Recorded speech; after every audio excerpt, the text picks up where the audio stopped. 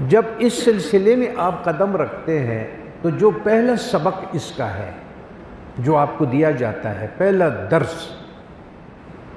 اور عام طور پہ زبان میں ہمارے یہاں پہ جو لوگ ہیں اس کو کہتے ہیں مرشد نے پہلا سبق دیا ہوا ہے۔ اس کا جو پہلا سبق ہے اس کا تعلق قلب سے ہے۔ قلب کو جب وہ ذکر دیتا ہے تو وہ اسم ذات کا ذکر دے دیتا ہے، یہاں تک کہ اس کو یہ بھی کہتا ہے کہ آپ نے اللہ کی طرف اس کو توجہ دینا ہے، اس کے ساتھ اپنا استوار کرنا ہے، دل کے تعلق کو اس کو جگہ دینا ہے، یہاں تک کہ آپ نے روح کی طرف بھی نہیں جانا ہے۔ کیونکہ اللہ اسم ذات اور روح وہ ایک الگ کیفیت ہے، تو پھر اس کو صرف اسم ذات پہ رکھتے ہیں۔ اب چونکہ آپ لوگوں کو یہ بہت اندازہ ہو گیا کہ اللہ حمد و ثنا اس کے لیے ہے، یہ اس کیفیت میں ہوتا ہے کہ انسان اس کے سامنے بندگی اور اظہار سجود اور اظہار غلامی کرتا ہے، تو اس کو لطیفہ قلب کہتے ہیں۔ دوسرے معنوں میں اگر آپ کو یاد ہو تو ہم نے بات کی کہ اس کو، اس عالم کا جو یہ دنیا ہے اس کو ہم نے نام دیا تھا عالم خلق، یاد ہوگا آپ کو کہ ہم نے نام دیا تھا اس کو عالم امر۔ تو اس دنیا کا جو یہ دنیا ہے اس کا عالم امر اور عالم خلق کے درمیان کا جو وہ ہے دروازہ ہے یا پہلا وہ ہے جو دونوں کو ملاتا ہے، اس کا نام ہے عرش۔ آپ کو جو آپ کا عالم خلق آپ ہے، آپ کا اندر بھی عالم امر جو روح ہے، اس عالم امر اور آپ کے عالم خلق کو ملانے کے لیے اس کا رکھا گیا ہے نام عرش، اس لیے قلب کو عرش اللہ کا عرش کہا گیا ہے۔ اب اس اللہ عرش کا جو ہم لوگ سلسلے میں جب ہمارے قطب عالم ہمیں دکھاتے تھے کہ اس کا تعلق جو ہم کہتے ہیں بزرگان دین، آپ نے سنا ہوگا کہ اس کا تعلق، اس کا زیر قدم حضرت ابراہیم علیہ السلام ہے، تو آج تھوڑا سا میں اس کے بارے میں بات کروں گا کہ وہ جو قدم جو حضرت ابراہیم علیہ السلام کے تحت ہے وہ اس طرح ہے کہ چونکہ یہ اللہ کا عرش ہے،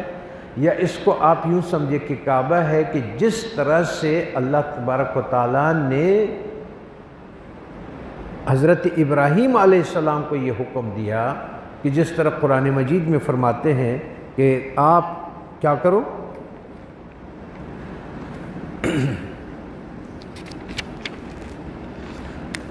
اعوذ باللہ من الشیطان الرجیم، بسم اللہ الرحمن الرحیم، وَإِذْ جَعَلْنَا الْبَيْتَ مَثَابَةً لِلنَّاسِ وَأَمْنًا،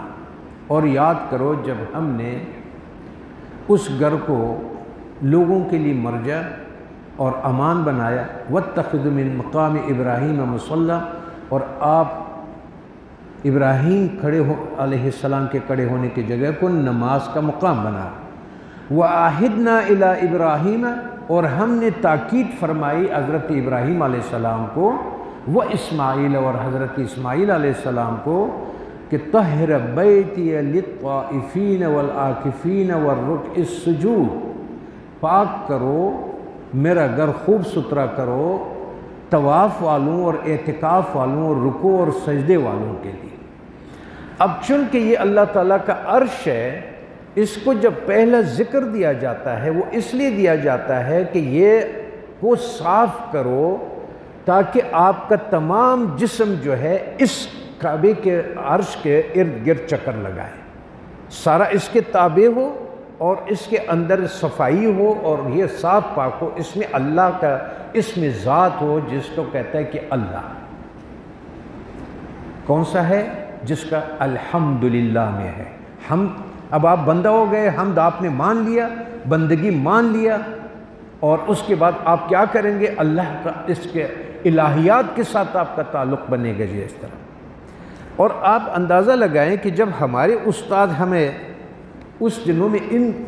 قرآن مجید کی ان چیزوں سے ہمیں پڑھانا سمجھ لے یا منعکس ہونا سمجھ لے، آپ اندازہ لگائیں جو پہلے آیت نازل ہوئی ہے، مثال کے طور پہ کہ اللہ تعالیٰ نے پہلے ان کو کہا کہ اقرا، پڑھ، تو انہوں نے کہا میں تو پڑھا ہوا نہیں، تو فرمایا گیا بِاسْمِ رَبِّكَ الَّذِي،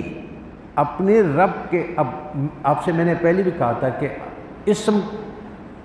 اللہ تبارک و تعالیٰ کے ذات کا نام جو ہے وہ اللہ ہے. اسم ذات اس کو اس لیے کہتے ہیں کہ اس میں صفات کا نام نہیں ہے، یہ ذات کا نام ہے. پچھلے نشستوں میں اس پر بات ہوئی تھی. تو اس نے کہا اقرأ بِاسْمِ رَبِّكَ الَّذِي، اقرأ اس کی اسم سے پڑھ. کون؟ الذی خلق، جس نے آپ کو پیدا کیا. جو اس نے دوسرا مقام اس کو بتایا وہ رب کا بتایا ہے، کہ جو ہم لوگوں نے کہا کہ الحمدللہ رب العالمین. دیکھو یہاں خالق کا کہا، الذی خلق، جس نے آپ کو پیدا کیا. خلق الانسان من علق، پھر اس کی تشریح ہوئی، تھوڑی اور کھول دیا گیا کہ انہوں نے خون کے ایک رگ سے بنایا. اقرأ وربک الاکرم، پڑھو اور تمہارا رب ہی سب سے بڑا کریم ہے. دوبارہ الرحمن الرحمانیات کی طرف آ گئے جو اس طرح.